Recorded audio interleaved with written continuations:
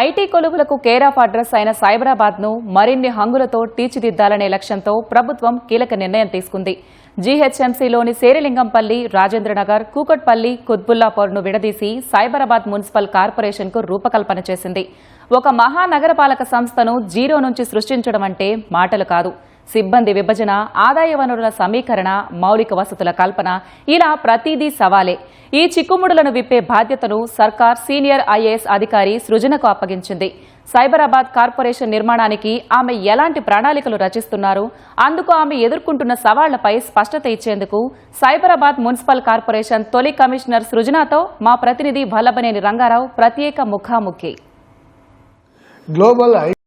Global IT hub సైబరాబాద్ను ప్రపంచ స్థాయి తీర్చిదిద్దేందుకు రాష్ట్ర ప్రభుత్వం ప్రతిష్టాత్మకంగా సైబరాబాద్ మున్సిపల్ కమిషనరేట్ను ఏర్పాటు చేసింది. ఇప్పటివరకు జీహెచ్ఎంసీ పరిధిలోని రాజేంద్రనగర్, కూకట్పల్లి, మియాపూర్, కుత్బుల్లాపూర్ వంటి సర్కిళ్లతో పాటు సైబరాబాద్ మున్సిపల్ కార్పొరేషన్గా ఏర్పాటు చేసి కొత్త రూపును సంతరించుకునేందుకు ప్రయత్నాలు చేస్తుంది. అయితే సైబరాబాద్ మున్సిపల్ కమిషనర్ వ్యవస్థను జీరో నుంచి ప్రారంభించే బృహత్ బాధ్యతను సీనియర్ ఐఏఎస్ అధికారి సృజన గారికి అప్పగించారు. సిబ్బంది విభజన, నిధుల సమీకరణ వంటి సమస్యలు సైబరాబాద్ కమిషనరేట్ను సవాలుగా విసురుతాయి. కమిషనర్ గారు ఎలా అధిగమిస్తున్నారన్న విషయాన్ని వారిని అడిగి తెలుసుకుందాం. నమస్తే కమిషనర్ గారు. నమస్కారం. జీహెచ్ఎంసీ నుంచి విభజన అయిన తర్వాత సైబరాబాద్ మున్సిపల్ కమిషనర్ ఇప్పుడు ఎలాంటి స్థితిలో ఉంది?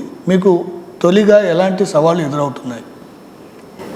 పెద్ద ఆస్పిరేషన్తో మారుతున్న అవసరాలకి తగ్గట్టుగా కొన్ని టార్గెటెడ్ వ్యవస్థల్ని ప్రజలకి ఇంకా చేరువ చేయడం కోసం జిహెచ్ఎంసీ అనే ఒక మహా పెద్ద కార్పొరేషన్ నుంచి సైబరాబాద్ మున్సిపల్ కార్పొరేషన్ని ఇంకొన్ని నగరపాలక సంస్థలుని కలిపి ఏర్పాటు చేయడం జరిగిందండి.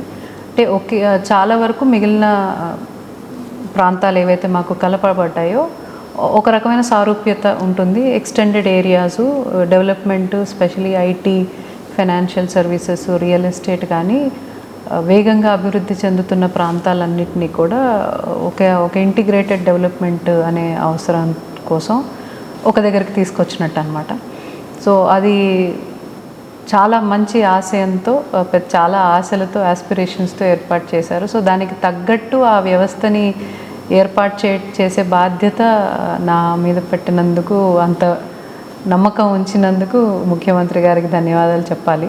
మాకు కావాల్సిన వనరులు కావచ్చు, ఎంప్లాయీస్ కావచ్చు, జిహెచ్ఎంసీ నుంచి మిగిలిన మున్సిపాలిటీస్ నుంచి మాకు నడపటం కోసం అయితే ఖచ్చితంగా కంఫర్టబుల్గానే ఉన్నాము. అవి కాకుండా కేవలం మనుషులు, వనరులు మాత్రమే కాకుండా కొన్ని ఆపరేటింగ్ ప్రొసీజర్స్ ఉంటాయి. ఎస్ఓపీస్ ఎస్టాబ్లిష్ చేసుకోవాలి, కొన్ని రివ్యూస్ చేసుకోవాలి, ఒక సిస్టమ్ని ఎస్టాబ్లిష్ చేయాలి.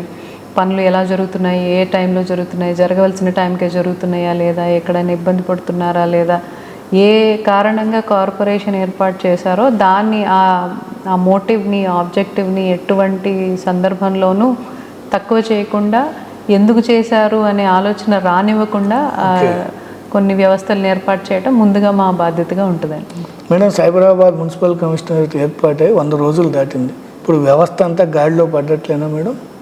సుమారుగా పడ్డట్టేనండి. అంటే చాలా వరకు ఇప్పుడు కొత్తగా చేసే పనులు ఏమీ లేవు. ఇంతకుముందు జిహెచ్ఎంసీలో ఉండే పనులే ఇప్పుడు కూడా. కాకపోతే ఇంకొంచెం కాన్సన్ట్రేటెడ్గా చిన్న జ్యూరిస్డిక్షన్ అయింది కాబట్టి, ఇంతకుముందు పెద్ద మహాసముద్రంలాగా ఉండేది, చిన్న జ్యూరిస్డిక్షన్ అయింది. ప్రజలకి ఇంకా చాలా దగ్గరగా ఉండే అవకాశం ఇంతకుముందు కంటే కాస్త స్ప్రెడ్ కూడా తగ్గింది కాబట్టి యాక్సెసిబిలిటీ పెరుగుతుంది. అప్పుడు అకౌంటబిలిటీ కూడా పెరగాలి, జవాబుదారీతనం కూడా పెరగాలి. సో దానికి తగ్గట్టుగానే మేము పని చేయడానికి ఎవ్రీడే మా ఎండెవర్ ఉంటుందండి. ఓకే, సైబరాబాద్ ప్రాంతం అనగానే ఐటీ ప్రాంతం, దేశ విదేశీ ప్రముఖులు అంతా ఇక్కడికి వస్తారు. వారు కూడా ఇక్కడ మున్సిపల్ సేవలు, అడ్మినిస్ట్రేషన్ అంతా కూడా ప్రపంచ స్థాయిలో ఉండాలి అని కోరుకుంటారు. అందుకు మీరు ఎలాంటి వ్యూహాన్ని అవలంబిస్తున్నారు? సాంకేతికంగా ఏం వినియోగిస్తున్నారు? ముఖ్యమంత్రి గారు కూడా మాకు చెప్పింది ఏమిటంటే, సైబరాబాద్ అంటే ఒక ఆదర్శం అయిన నగరం, అన్ని విధాలుగా మౌలిక సదుపాయాలు ఏర్పరచుకొని ప్రజలకి సర్వీసెస్ ఇచ్చే నగరం ఏ విధంగా ఉంటుంది అనే దానికి ఒక ఎగ్జాంపుల్గా తయారు చేసి ఉండాలి, దానికి తగ్గట్టే వ్యవస్థలన్నీ ఉండాలి అని చెప్పి వారు చెప్పారు. సో ఇన్ఫ్రాస్ట్రక్చర్ వారీగా, అంటే ప్రజలకి అందవలసిన రోడ్లు, డ్రైన్లు, స్ట్రీట్ లైట్స్, పార్కులు, ఫుట్పాత్లు లాంటివన్నీ కూడా మేము అదే స్థాయిలో, ప్రపంచ స్థాయిలో మీరు చెప్పినట్టు ప్రపంచంలోనూ దేశవ్యాప్తంగా ఎక్కడెక్కడి నుంచో వచ్చి ఇక్కడ నివాసం ఉంటుంటారు, వాళ్ళ ఉద్యోగాలు చేసుకుంటుంటారు. సో వాళ్ళందరికీ కూడా ఆ ఎక్స్పీరియన్సెస్, అనుభవం ఉండుంటుంది ఇంతకు బయట ఎలా ఉంటుంది అనేది. సో దానికి ఏమాత్రం తగ్గుదల లేకుండా ఒక స్టాండర్డ్ ఎట్లా మెయింటైన్ చేయాలి అనేది మాకు అది ఇక్కడ చేసి చూపించాలి వేరే వాళ్ళకి అనేది మా ఎదురుగా ఉండే ఛాలెంజ్ అనమాట. అలాంటి సందర్భంలోనే మాకు కొన్ని మర్జ్ అయిన ఏరియాస్ ఏమిటంటే ఇప్పుడిప్పుడు డెవలప్మెంట్ అవుతున్న ఏరియాలు. సో అక్కడ మేము ఆ ఇన్ఫ్రాస్ట్రక్చర్ తీసుకొచ్చేటప్పుడు ఆ ఆస్పిరేషన్ని మేము గుర్తుపెట్టుకొని ఇది ఎక్స్టెండెడ్ గ్లోబల్ సిటీ, ఇప్పటి వరకు ఉన్న హైటెక్ సిటీ, మాదాపూర్ లాంటి ఆ గ్లోబల్ ప్రెజెన్స్ ఉండే సిటీ ఎట్లుంటుందో ఇప్పుడు మాకు మర్జ్ అవుతున్న మణికొండ, నార్సింగి, మేడ్చలు, కొంపల్లి, కుత్బుల్లాపూర్ అట్లాంటివన్నీ ఏవైతే ఎక్కడికైతే డెవలప్మెంట్ ఎక్స్టెండ్ అవుతుందో అక్కడ కూడా ఇదే లెవెల్ ఆఫ్ ఇన్ఫ్రాస్ట్రక్చర్ మేము తీసుకొని వెళ్ళి మొత్తం సిటీని ఒక ideal infrastructure wise, services wise రెండు విధాలుగా కూడా ఒక ఐడియల్గా తయారు చేయాలనే ఛాలెంజ్. మేడం, మీరు ఇటీవల 1 వార్డ్ ఎవ్రీ డే అని ఒక కార్యక్రమాన్ని చేపట్టి వార్డులో తిరగటం చేశారు. ఇప్పటి వరకు ఎన్ని వార్డులను సందర్శించారు? కాలనీల నుంచి మీకు ఎలాంటి సమస్యలు, విజ్ఞప్తులు ఎక్కువగా వస్తున్నాయి? అంటే నేను చేరినప్పటి నుంచి అండి నాకు 16 సర్కిల్స్ ఉన్నాయి. 16 సర్కిల్స్ని కూడా కనీసం 4 సార్లు ర్యాండమ్గా సర్ప్రైజ్ విజిట్స్లో వెళ్ళాం. ఫస్ట్ 2-3 మంత్స్ అలాగే వెళ్ళాం. సో ఎక్కడ ఎలాంటి సమస్యలు ఉంటాయి అనేది ఒక ఫేర్ ఐడియా. కాకపోతే ఈ సందర్భంలో మేము ఈ మధ్య మీకు తెలుసు ముఖ్యమంత్రి గారి పిలుపు మేరకు 99 రోజుల కార్యాచరణ ప్రణాళిక చేస్తున్నాం. సో అవి చేసేటప్పుడు అనిపించింది, మనం సర్ప్రైజ్ విజిట్ వెళ్ళినప్పుడు కొన్నిసార్లు వాస్తవాలు కనిపిస్తాయి, కానీ అక్కడ ఉండే ప్రజలకి మనం వస్తున్నామనే విషయం సరైన టైంలో తెలియకపోతే వాళ్ళు చెప్పాలనుకునేది మనకి చెప్పడానికి అవకాశం కొన్నిసార్లు తక్కువగా ఉంటుంది. సో వాళ్ళు అక్కడ నుంచి మళ్ళీ మా ఆఫీసులకి రావటం అవి వస్తుంది. సో నేను అనుకున్నాను ఇప్పుడు ఒక 2-3-4 సార్లు ఎలాగో ప్రతి సర్కిల్ చూసాం కాబట్టి నాకు 76 వార్డులు ఉన్నాయి. ఆ వార్డులన్నీ కూడా ఒకసారి మళ్ళీ ముందుగా చెప్పి సర్ప్రైజ్ విజిట్ కాకుండా కనీసం ఒక సాయంత్రం ముందు చెప్తే ఎవరైనా మేము చూసి తెలుసుకున్నవే కాకుండా అసలు యాక్చువల్లీ అక్కడ నివాసం ఉన్న వాళ్ళకి ఏం కావాలి, వాళ్ళు ఏమి కావాలి, ఏం సమస్య ఎదుర్కొంటున్నారు, అవి వాళ్ళ ద్వారా తెలుసుకుంటే మేము చేసే పని ఇంకొంచెం ఎఫెక్టివ్గా ఉంటుంది. చాలాసార్లు మేము ఆఫీసర్స్ ఎట్లా చేస్తామంటే ఆఫీసర్స్కి మాకే తెలుస్తుంది, మేమే చూస్తాము, మీకేం కావాలో మేము చెప్తాము అన్నట్టు ఉంటుంది. యాటిట్యూడ్ కాకుండా అసలు జనాలకి ఏం కావాలి, యాక్చువల్లీ కాలనీల్లో ఉండే వాళ్ళకి ఏం కావాలనుకుంటున్నారో వారు ఏం ఇబ్బందులు పడుతున్నారు అనేది నేరుగా వాళ్ళ నుంచి తెలుసుకుంటే మేము చేసే పనికి కూడా ఒక విలువ ఉంటుంది, ఎఫర్ట్ పెట్టిన దానికి ఏమైనా యూజ్ ఉంటుంది. People also will be satisfied, we'll also be satisfied.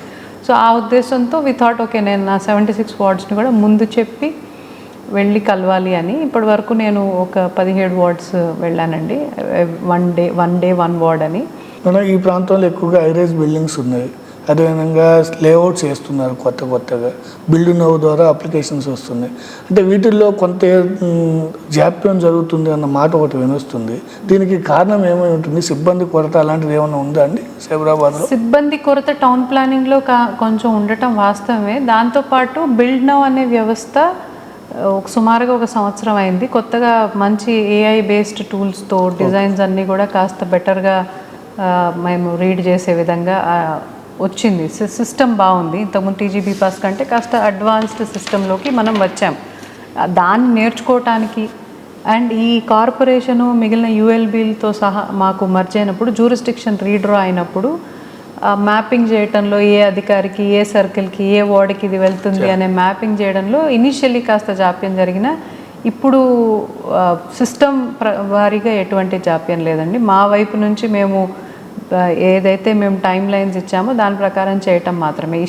Technical issues ఇప్పుడు ఏమీ లేవు. మేడం, IT హబ్, అదేవిధంగా శేర్లింగంపల్లి, కోకట్పల్లి, మియాపూర్ ఈ ప్రాంతాలన్నీ కూడా ఎక్కువ జనసాంద్రత ఉంది. అయితే ఈ ప్రాంతాల్లో ట్రాఫిక్ సమస్య మీకు పెద్ద టాస్క్గా మారుతుంది. సో ఈ ట్రాఫిక్ సమస్య పరిష్కారానికి సైబరాబాద్ మున్సిపల్ కమిషనరేట్ ఏదైనా కొత్త మార్గాన్ని ఆలోచిస్తుందా? రోడ్ల విస్తరణపై ఎలాంటి దృష్టి సాధించింది?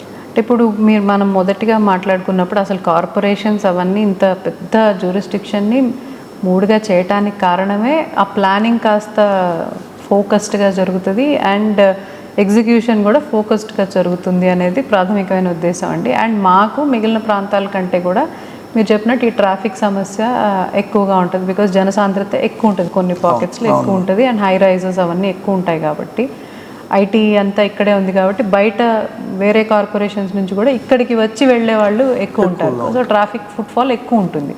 సో దానికి తగ్గట్టుగా మనము ప్రణాళిక చేయాల్సి వస్తుంది. సో HCT అనే ప్రాజెక్టు హైదరాబాద్ ఇన్ఫ్రాస్ట్రక్చర్ని మెరుగుపరచడం కోసం, స్పెషలీ సైబరాబాద్ ఇన్ఫ్రాస్ట్రక్చర్ని మెరుగుపరచడం కోసం కొన్ని ఫ్లైఓవర్స్, కొన్ని రోడ్ వైడనింగ్స్, కొన్ని అండర్ పాస్లు డివైజ్ చేయడం జరిగింది. వర్షాకాలాన్ని దృష్టిలో ఉంచుకొని అంటే వర్షాలు పడగానే ఎక్కువగా సేపు ట్రాఫిక్లో నిలవాల్సిన పరిస్థితి ఉంది.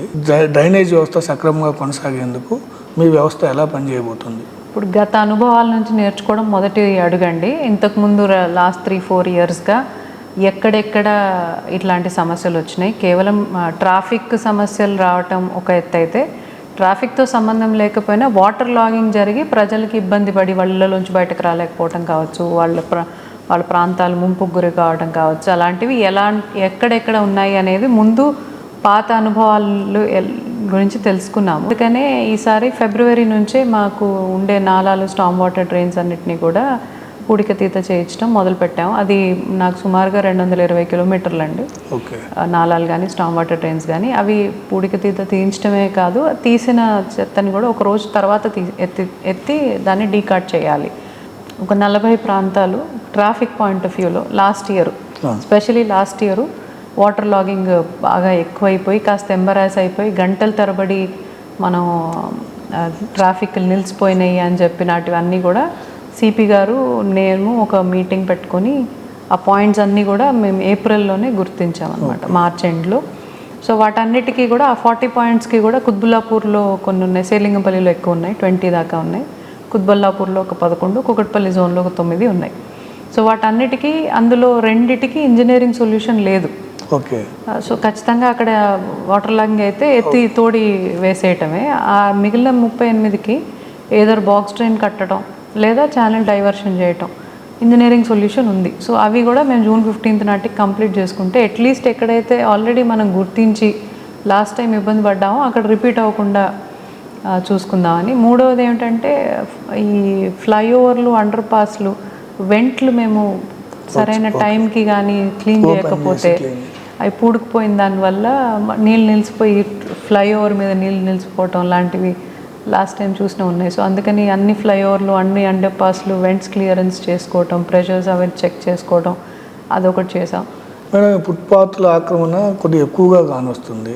అయితే చిరు వ్యాపారుల జీవనోపాధి దెబ్బతినొద్దు, అదేవిధంగా పాదచారులకు ఇబ్బంది లేకుండా మీరు కొత్తగా వెండింగ్ జోన్స్ లాంటివి ఏమైనా ఏర్పాటు చేసే ఆలోచన ఉందా అండి? స్ట్రీట్ వెండర్స్ యాక్ట్ ప్రకారం మేము ఇలా స్ట్రీట్ వెండింగ్ చేస్తున్న వాళ్ళందరినీ ముందు గుర్తించి వాళ్ళకు ఒక ఐడి కార్డ్ ఇచ్చి వాళ్ళకి కొన్ని జోన్స్ ఏర్పాటు చేయాలి. కాకపోతే వాళ్ళు ఎక్కువ మంది ఫుట్పాత్ మీద పెడతారు. ఫస్ట్ అంటే ప్రైమరీలీ ఫుట్పాత్ పాదచారులు నడవటం కోసం, వ్యాపారాలు చేసుకోవటం కోసం కాదు. అందుకని వీళ్ళు బతకద్దా అని అనట్లేదు, కానీ వాటికి మేము వేరే జోన్స్ చూపిస్తాం. ఇప్పుడు మాకు చాలా పార్కులు ఉన్నాయి, చాలా లేక్స్ ఉన్నాయి, మేము చూపిస్తామనే చెప్తున్నాం. కాకపోతే వాళ్ళకి అది అలవాటు అయిపోయి అక్కడే ఫుట్పాత్ మీద పెట్టుకోవటం, ఫుట్పాత్ మీద నడవాల్సిన వాళ్ళు రోడ్డు మీద నడవటం, రోడ్డు మీద ఉండాల్సిన వెహికల్స్కి స్థలం లేకుండా పోవటం, యాక్సిడెంట్లు అవటం. సో ఒక డ్రైవ్ మేము లాస్ట్ మంత్ పెట్టుకొని సుమారుగా ఒక 6,000 ఎంక్రోచ్మెంట్స్ తీసాము. వాటన్నిటినీ కన్సల్టేట్ చేసుకొని ఇంకా కొన్ని స్ట్రెచెస్ ఐడెంటిఫై చేసి ఇప్పుడు ఫుట్పాత్ మీద వ్యాపారం చేయటానికి కాదు, మీకు ఎటువంటి అవకాశం లేదు కాబట్టి అక్కడ పెట్టుకొని ఉన్నారు అంటే మేము చూపిస్తాము. మా దగ్గర రిజిస్టర్ అవ్వండి, మా యూసిడి వాళ్ళ దగ్గర, మా ఆర్పీల దగ్గర, సిఓల దగ్గర రిజిస్టర్ అవ్వండి, మేము స్థలాన్ని చూపిస్తామనే చెప్తున్నాం. మేడం, మీరు ఇటీవల వలస కూలీల పిల్లల కోసం నార్సింగ్ ప్రాంతంలో ఒక పాఠశాలను ప్రారంభించారు. అయితే ఈ పాఠశాల వీటికి సిఎస్ఆర్ నుంచి, కంపెనీల నుంచి ఏమన్నా నిధులు సమీకరించే ఆలోచన ఉందా సైబరాబాద్ కమిషనర్? అది లేబర్ క్యాంపులో పెట్టిన క్యాంప్ స్కూల్ అండి. అది బోర్డ్, అదేంటది బ్రిడ్జ్ స్కూల్ లాగా ఉంటుంది. దాన్ని మేము యాక్చువల్లీ సిఎస్ఆర్ హెల్ప్తోనే పెట్టాము. రాజపుష్ప వాళ్ళే స్పాన్సర్ చేశారు. దాన్ని వాళ్ళ లేబర్ క్యాంపే. మనం కలెక్టర్ గారిని అడిగితే కలెక్టర్ గారు సర్వశిక్ష అభియాన్ నుంచి టీచర్ని శాంక్షన్ చేశారు. ఆ ఇన్ఫ్రాస్ట్రక్చర్ కన్స్ట్రక్షన్ కంపెనీ వాళ్ళే తయారు చేశారు. అంటే ఆ రూము, బెంచీలు అవన్నీ టీచర్ని మన కలెక్టర్ గారే సర్వశిక్ష అభియాన్ నుంచి ఇచ్చారు. మనం అక్కడ శానిటేషన్ చేయటము, వాళ్ళకి అందరికీ సెన్సిటైజ్ చేయటము, అక్కడ పిల్లలకి సేఫ్ ఎన్వైరన్మెంట్ ఇవ్వాలి అని. యాక్చువల్లీ ఐడియా పోలీస్ కమిషనర్ గారికి వచ్చింది. Okay. సో మనం ఎగ్జిక్యూట్ చేసాం. ఇంకా అట్లా చాలా చేయాలని, అండ్ దాంట్లో సిఎస్ఆర్ నిధులకి ఎటువంటి కొరత లేదు, అండ్ అసలు ఆ బిల్డర్ రెస్పాన్సిబిలిటీ కూడా అది. ఓకే. సో అలాంటి క్యాంప్స్ ఒక సుమారు 60 ఉన్నాయి మొత్తం మన కార్పొరేషన్ అని మేము గుర్తించడం జరిగింది. మేడం, సైబరాబాద్ మున్సిపల్ కమిషనర్ పరిధిలో ఎక్కువగా డెవలప్మెంట్ వర్క్స్ జరుగుతున్నాయి, అదేవిధంగా బిల్డింగ్స్, ట్రాఫిక్ ఇవన్నీ ఉంటుంది. వీటన్నిటికీ నిధుల సమీకరణ కోసం మీరు ఎలాంటి ప్రయత్నం చేస్తున్నారు? సీఎం గారి నుంచి ఏమైనా స్పెషల్ ఫండ్స్ రిక్వెస్ట్ చేయడం జరిగిందా మీరు? అంటే ఇప్పుడు మా రెవెన్యూ మా అవసరాలకి యాజ్ ఆఫ్ నౌ ఇబ్బంది ఏమీ లేదండి. అంటే మేము చేయాలనుకుంటున్న ఇన్ఫ్రాస్ట్రక్చర్ ప్రాజెక్ట్స్కి ఇప్పుడు ఉన్న ప్రాజెక్ట్స్కి మా జీతాలు ఇవ్వటానికి కావచ్చు, మెయింటెనెన్స్ చేయడానికి కావచ్చు, శానిటేషన్ కోసం కావచ్చు, ఇబ్బంది లేదు. కానీ మేము కూడా కొత్త రకాలుగా మొబిలైజ్ చేద్దాం అనుకుంటున్నాం. అంటే బాండ్స్ రిలీజ్ చేసుకోవచ్చు. ఈ మధ్య గవర్నమెంట్ ఆఫ్ ఇండియా దాన్ని ఇన్సెంటివ్ కూడా ఇస్తుంది. మున్సిపల్ కార్పొరేషన్స్ ఎవరైనా బాండ్స్కి వెళ్ళి రేస్ చేస్తే ఇన్సెంటివ్ కూడా ఇస్తుంది. సో అంటే వాళ్ళు ఎంకరేజ్ చేస్తున్నారు, and it's a very good instrument. So bonds కావచ్చు, అంటే ఎప్పుడు కేవలం ప్రభుత్వం మీదనే ఆధారపడి మీరు డబ్బులు ఇస్తే మేము పనిచేస్తాం అన్నట్టు కాకుండా, మేము ఒక ఇండిపెండెంట్ కార్పొరేషన్గా మా వనరులు మేము ఏ విధంగా అభివృద్ధి చేసుకోవాలనే విషయంలో కూడా ఆలోచిస్తున్నాం. ఇకపోతే మీరు ఏపీలోని కర్నూలు, వైజాగ్, ఎన్టీఆర్ జిల్లా వంటి ప్రాంతాల్లో పనిచేశారు. ఇప్పుడు తెలంగాణ ఐటీ ప్రాంతంలో పనిచేస్తున్నారు. ప్రధానంగా అక్కడికి ఇక్కడికి మీరు గమనించిన వ్యత్యాసం ఏంటి? జనంలో కానీ ఇక్కడ డెవలప్మెంట్స్ పరంగా కానీ. హైదరాబాద్ చాలా పెద్ద నగరం అండి. అంటే మేము విశాఖపట్నంలో పనిచేసిన హైదరాబాద్తో కంపేర్ చేస్తే విశాఖపట్నం చిన్న ఊరు. దో అక్కడ పనిచేసిన అనుభవం ఇక్కడ పనికి వస్తుంది, బికాజ్ అక్కడ కూడా మున్సిపల్ కమిషనర్ చేశాను కాబట్టి అనుభవం పనికి వస్తుంది. కానీ స్కేల్లో చాలా వ్యత్యాసం ఉంది. ఇక్కడ పనిచేయడం పెద్ద ఛాలెంజ్. అండ్ ఇక్కడ అన్ని రకాల ప్రదేశాల నుంచి వచ్చిన ప్రజలు నివసిస్తారు. ఇప్పుడు విశాఖపట్నంలో కూడా పిఎస్యూల వల్ల కొంతమంది ఉంటారు, కానీ ఇంత మల్టీ ఫ్యాసెటెడ్గా అండ్ మల్టీ కల్చరల్గా అక్కడ ఉండదు. మోర్ లైక్ అర్బన్, అంటే ఇది రియల్ అర్బన్ ప్లేస్ లాగా ఉంటుంది. సో ద ఛాలెంజెస్ కూడా ఇక్కడ ఎక్కువ. స్కేల్ పెద్ద వ్యవస్థ. విజయవాడ, కర్నూలు అవన్నీ కూడా రిలేటివ్లీ రూరల్ ప్లేసెస్ లాగా ఉంటాయి. సో అక్కడ మనకి పని చేసిన అనుభవం ఇక్కడ పనికొస్తుంది, but scale is very large. Cyberabad municipal commissionerate ఏర్పాటు లక్ష్యాన్ని ఖచ్చితంగా ప్రపంచ స్థాయికి తీసుకెళ్తాం. గవర్నమెంట్ ఏదైతే ఆశించి కొత్త మున్సిపల్ కార్పొరేషన్ ఏర్పాటు చేసిందో దాన్ని సాధిస్తామని కమిషనర్ గారు చెప్తున్నారు. కెమెరామెన్ రమేష్తో కలిసి రంగారావు, ఈటీవీ న్యూస్, హైదరాబాద్.